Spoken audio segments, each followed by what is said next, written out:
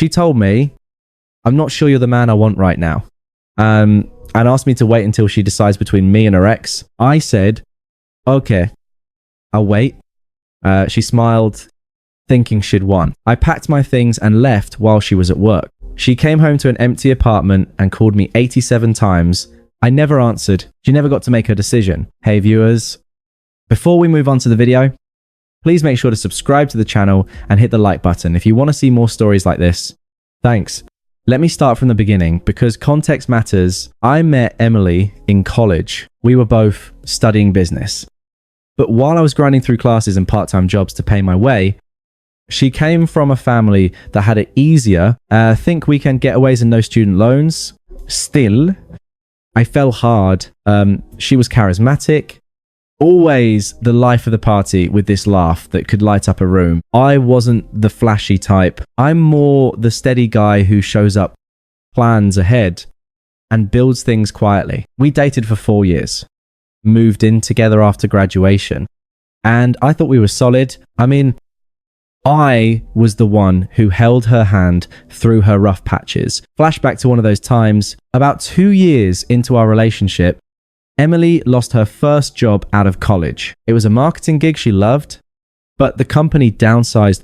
She was devastated, crying for days, questioning her worth. I stepped up. I covered our rent for months while she job hunted, cooked meals to cheer her up, even helped tweak her resume and practice interviews. I remember staying up late with her, going over mock questions until she nailed them. You're my rock, she'd say, hugging me tight. It felt good. You know, like I was building something real. Another memory that stings now, her family drama. Emily's parents were going through a messy divorce and her mum leaned on her hard, constant calls. Emotional dumps. Emily would vent to me for hours and I'd listen, offer advice without pushing. One weekend, her mum showed up unannounced. Base in Hent. Needing a place to crash, our tiny apartment suddenly had 3 people, but I made it work.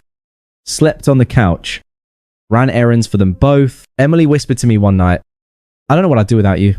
You're the only stable thing in my life. I believed it, sacrificed a lot. Like turning down a better paying job offer in another city because she wasn't ready to move. I wanted us to grow together. But over the last 6 months before everything blew up, things shifted, subtly at first. She'd be glued to her phone more, smiling at texts when she thought I wasn't looking. Our date nights turned into her scrolling social media while I watched movies alone on the couch. She'd mention her ex Jake in passing, stuff like, oh, Jake posted about his new adventure trip. He's always been so spontaneous. Jake was her high school sweetheart, the bad boy type who'd broken her heart by cheating back then. They'd stayed friends on social media, which I never minded because I trusted her, but the comparison started creeping in. You're so reliable, Alex. But sometimes I miss that thrill. She'd say casually, like it was no big deal. It hurt, but I'd brush it off, thinking it was just nostalgia. I tried to spice things up, plan surprise picnics, weekend hikes, but she'd cancel last minute for girls' nights or work stuff. Sex dwindled. Intimacy felt forced. I'd ask if everything was okay, and she'd snap, I'm fine. Stop hovering. Looking back, the signs were there. Late nights at the office, new outfits I didn't recognize. That guilty flicker in her eyes, but I was loyal to a fault, committed. I thought communication would fix it. So one evening, after a particularly distant week, I sat her down. Emily, what's going on? We feel off. That's when she dropped the bomb. It was a Thursday night. We just finished takeout. Nothing special. Just sitting on our worn out couch in the living room. The TV was on low. Some mindless show in the background. She set her fork down, looked at me with this calculated expression like she'd rehearsed it. No tears, no hesitation. Just calm, like she was discussing the weather. Alex, she said, folding her hands in her lap, I've been thinking a lot lately about us, about what I want. Jake reached out a few weeks ago. He's changed, got his life together, started therapy. We've been talking, and I'm not sure you're the man I want right now. I felt like the air got sucked out of the room. My heart dropped, but I kept my face neutral. What do you mean? I asked, voice steady. Even though my mind was racing, she leaned back, crossing her legs, that smug little smile tugging at her lips like she held all the cards. Look, you're great, safe, dépendable. But Jake, he excites me, makes me feel alive again. I need to figure this out. So, I'm asking you to wait. Give me time to decide between you two. It's not fair to rush it. I owe it to myself to explore this. Explore? I echoed the word tasting bitter. She was basically admitting to emotional cheating, dangling me as a backup while she test drove her ex. Yeah. She continued, her tone dismissive, like I was being unreasonable for questioning it. We've been together so long, but people change. Jake's matured. And honestly, Alex, you've gotten a bit predictable. I need passion, not just stability. But I don't want to lose you if it doesn't work out. So wait for me. A month or two tops. If I choose you, we'll be stronger for it. Her logic was twisted. Framing it as honesty while manipulating me into a holding pattern, she justified it like a pro. I'm being upfront, not sneaking around. You should appreciate that. Most girls would just cheat without saying anything. Smug, entitled, like I was lucky she was considering me at all. She even added, if you really love me, you'll understand this is about my happiness, too. I sat there processing the disrespect, years of support, and now I was an option, a safety net, while she chased thrills internally. I was reeling, confused, angry, heartbroken, but outwardly, I nodded slowly. Okay. I said, I'll wait. Her face lit up, that victorious smile spreading wide. She thought she'd won, kept her cake, and eaten it. She leaned over, kissed my cheek. Thank you. Baba, you're the best. Then she grabbed her phone, probably to text Jake, and headed to bed like nothing happened. That night, I lay awake staring at the ceiling. The confusion hit hard. How had we gotten here? I'd given up so much. Friends I'd neglected, opportunities I'd passed on. For someone who saw me as predictable, the unfairness burned, but in that silence, clarity came, waiting. No, that was her game. I was done playing. The next morning, she left for work early, bubbly as ever. See you tonight. We'll talk more. She called out. I waited until her car pulled away. Then I started packing. I didn't waste time. Our apartment was small, a one-bedroom in a quiet neighborhood. Nothing fancy, but it was ours. Or had been. I grabbed a couple of duffel bags from the closet, the ones we'd used for weekend trips back when things were good. Started with my clothes, shirts, jeans, socks, folded them neatly like I was just organizing. No rush. No anger-fueled tossing. Just methodical. Next, my books from the shelf. The ones on finance and self-improvement I'd collected over the years. My laptop, charger, a few personal items like the watch my dad gave me for graduation. I left the shared stuff. The couch we'd picked out together. The kitchen gadgets. Even the TV. No point in pettiness. I wasn't trying to hurt her. Just extract myself. As I packed, the memories flooded back uninvited. Like the time we painted the walls that awful shade of blue because she insisted it was calming. We laughed about it for weeks. Repainted it. White eventually. Or holidays with her family. Her mum always side-eyeing me like I wasn't good enough. But Emily defending me. He's the one, mum. Lies. Now, all of it. The confusion nod at me. How could someone flip so easily? I'd been her anchor. But to her, I was just disposable. A backup plan. While she weighed her options, the unfairness settled in my chest like a weight, but I didn't let it stop me. I wrote a short note on a sticky pad from the kitchen. Good luck with your decision, Alex. Left it on the counter. Keys next to it. Locked the door behind me. Loaded the car and drove off. No, dramatic exit. No final words. Just gone. I headed to a buddy's place across town. Mark, an old college friend who'd always had my back. He'd sensed things were off from our last hangout and offered his couch without questions. Crash, as long as you need. Man, that first night, my phone blew up. It started around 6:00 p.m. When she must have gotten home, first text, Alex, where are you? Then calls, 5 voicemails piled up. I didn't answer, but I listened to a couple later out of morbid curiosity. Her first voicemail was confused, almost like, hey babe, I just got home and your stuff's gone. The note, what's going on? Call me back. Okay, we need to talk. By the third, Bunny crept in. Alex, this isn't funny. Where did you go? I thought we agreed you'd wait. Come on, pick up. The calls kept coming. Sure. Arsha. Sancha. She hit 87 by midnight. A mix of texts, calls, even a few from her friends. One text read, seriously, you're ghosting me over this. I was honest with you. Another, Jake means nothing yet. I was going to choose. This is so immature.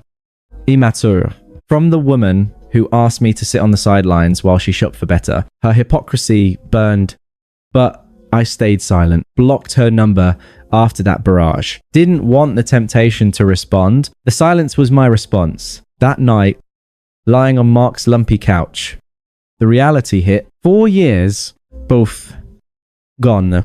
I felt the sting of betrayal deeper now. The emotional abandonment, being reduced to an option. It wasn't just about Jake. It was her smug certainty that I'd wait like a loyal dog. I grieved a bit alone in the dark, but anger didn't take over. Instead, a quiet resolve formed. This was my out. Time to rebuild without her shadow. The next few days blurred. I crashed with Mark, sorted logistics, changed my address for bills, notified work. I'd be remote for a bit. Emily's attempts didn't stop. She switched to email, social media, DMs. One early message.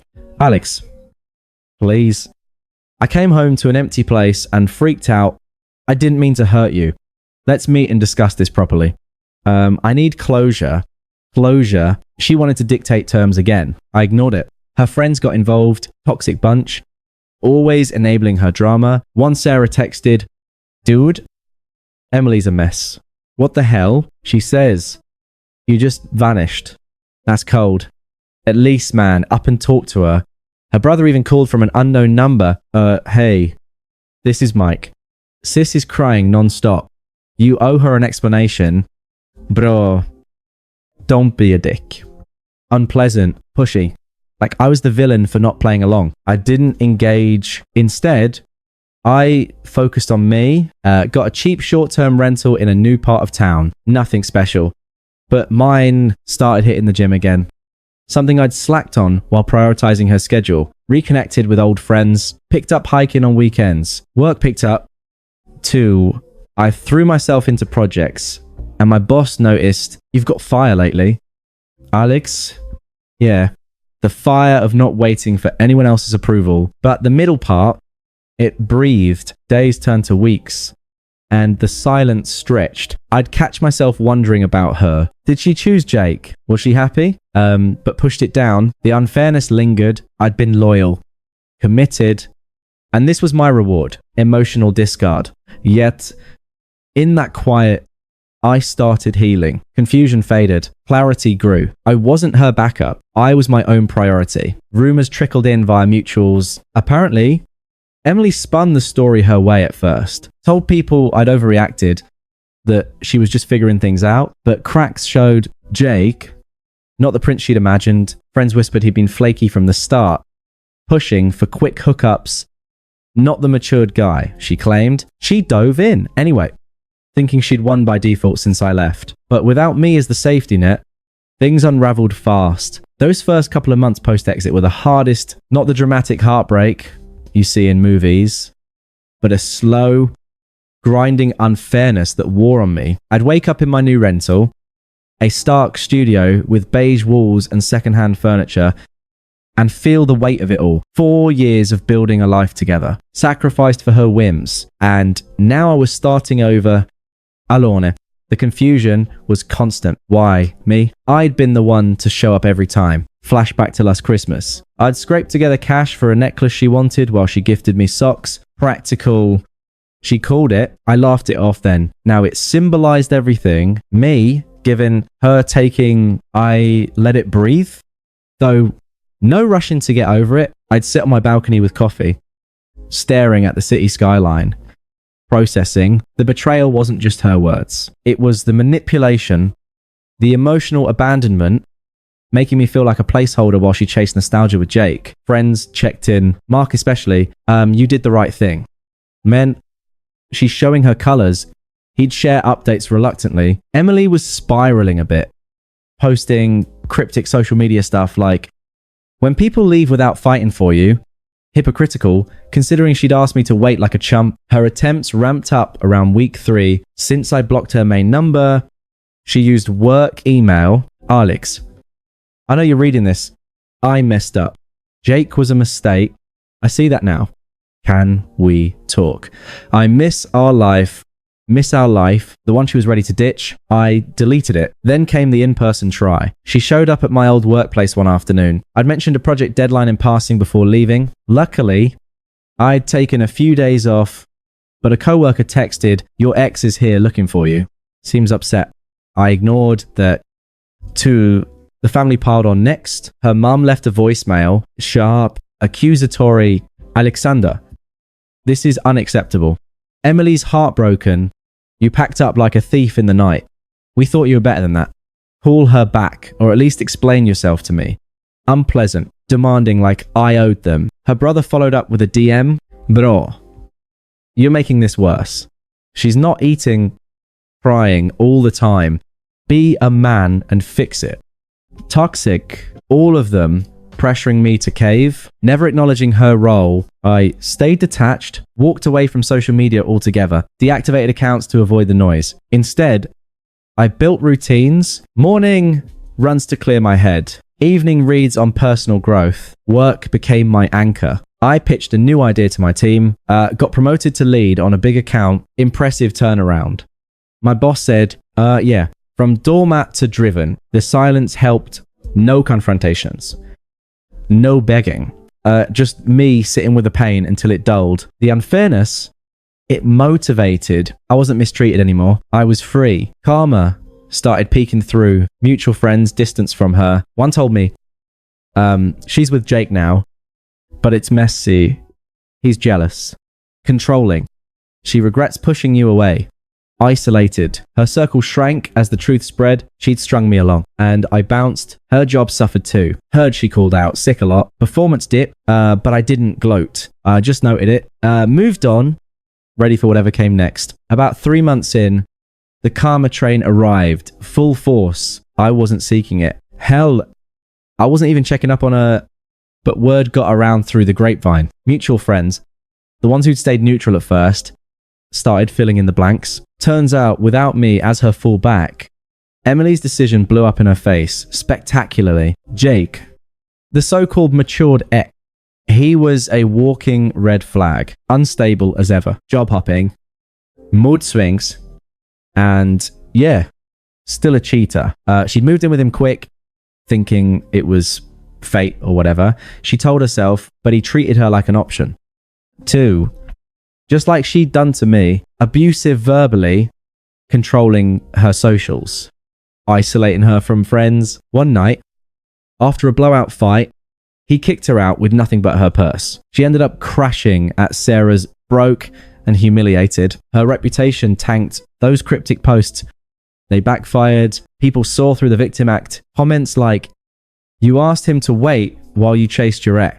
Girl, that's cold." Friends dropped her. Even her family started questioning. Emily's a mess. One mutual told me over coffee. Lost her job last week. Couldn't focus. Missed deadlines. Jake drained what savings she had on his business ideas that went nowhere. Isolated. Irrelevant. Discarded just as she discarded me. It was poetic.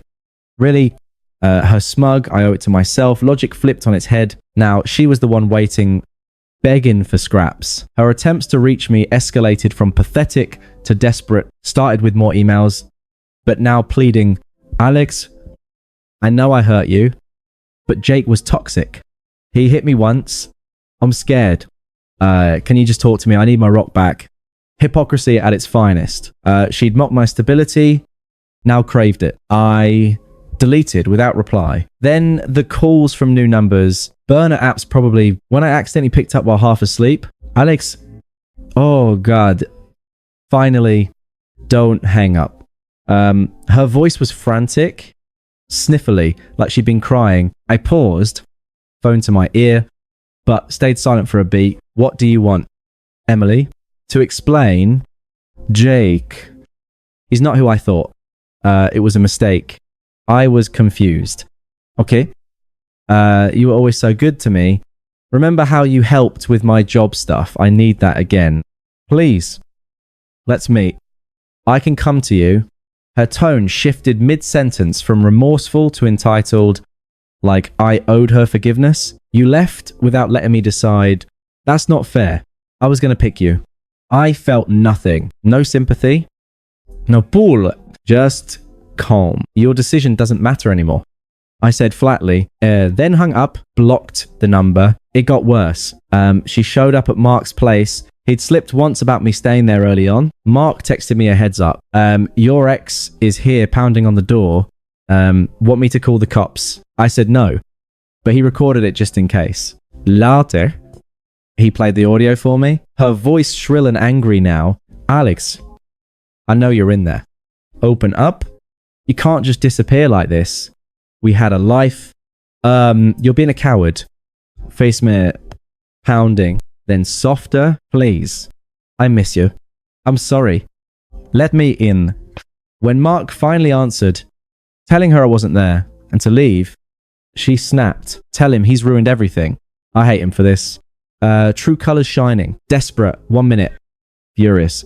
The next, the family amped up to her mum emailed all guilt-trippy Alexander. Emily's in a bad place. Jake left her black and blue. Figuratively, but close. You were family to us. Help her for old time's sake. Unpleasant. Manipulative. Her brother went aggressive in a voicemail. Listen. Bunk. My sister's falling apart because of you. She tries to get her life straight and you bail. Show up or I'll find you myself. Threatening. Toxic. Like they own me. I ignored it all. Focused on my rise. Landed a promotion with a fat raise. Bought a small condo in a better neighborhood. Started dating casually. Not replacing her. Just living. The justice felt earned. Her downfall realistic. Not some fantasy. She saw me as beneath her thrills. Now, she was the one beneath rock bottom, but I didn't revel. Just observed, detached. 6 months after I left. The closure came uninvited at our mutual friend Lisa's wedding. It was a garden affair. Vague outskirts of town. String lights and laughter. I'd RSVP'd, yes. Figuring Emily might skip it after everything. But there she was, across the reception tent, looking frayed. Dress, ill-fitting. Makeup smudged like she'd cried en route. Alone. No Jake in sight. Me. I was thriving, sharp suit from my new wardrobe, chatting with old pals. Even brought a date, a colleague named Mia. Nothing serious, but a clear upgrade. Confident. At peace. The contrast hit hard. Her failure on display, my growth undeniable. She spotted me during toasts, weave through the crowd. I saw her coming. Steel myself. No scene. Just dignity. She reached my table. Eyes desperate. Voice low but urgent. Alex, can we talk privately? I glanced at Mia, who raised a brow but stayed cool, stood up politely, led Emily to a quiet corner by the bar. No warmth, just business. What is it? I asked even. She fidgeted, twisting her hands. I look like I know. Jake's gone. Cheated. Left me with debt. Lost my job. Friends ghosted. But you look great. Happy. A pauser. Then pleading, I was wrong. So wrong. Asking you to wait, that was selfish. I see now you were the one. Please give us another chance. I'll change. We can start over. Her words echoed her old hypocrisy. The same twisted logic now reversed. Desperate, clinging. I mirrored it back. Calm and firm. You said you needed time to decide. That I should wait because you owed it to yourself. I met her eyes indifferent. Well, I waited for me. built something better. Your decision, it's irrelevant. Now, you're not part of this life. She blinked, tears welling. But I love you. Don't you care what I've been through? Not anymore. I said simply, that's not my problem. You've shown your colors. Smug when you had power. Angry when you lost it. I'm done. She grabbed my arm, voice rising. You can't just forget me. We had 4 years. I pulled away gently, like swatting a fly, and you were ready to toss them for a thrill. Goodbye. Emily turned, walked back to my table without a glance. She stood there, frozen. As guests whispered, Mia smiled. Everything, okay? I nodded. Never better. Later, I heard she left early. Alone. Blocked her everywhere for good. That night, sealed it. Her powerless, me evolved. No hate, just indifference. She'd never decide anything for me again. Life's too short to wait. Thanks for watching. Make sure to subscribe to the channel and hit the like button. What do you think about this story? Share it in the comments.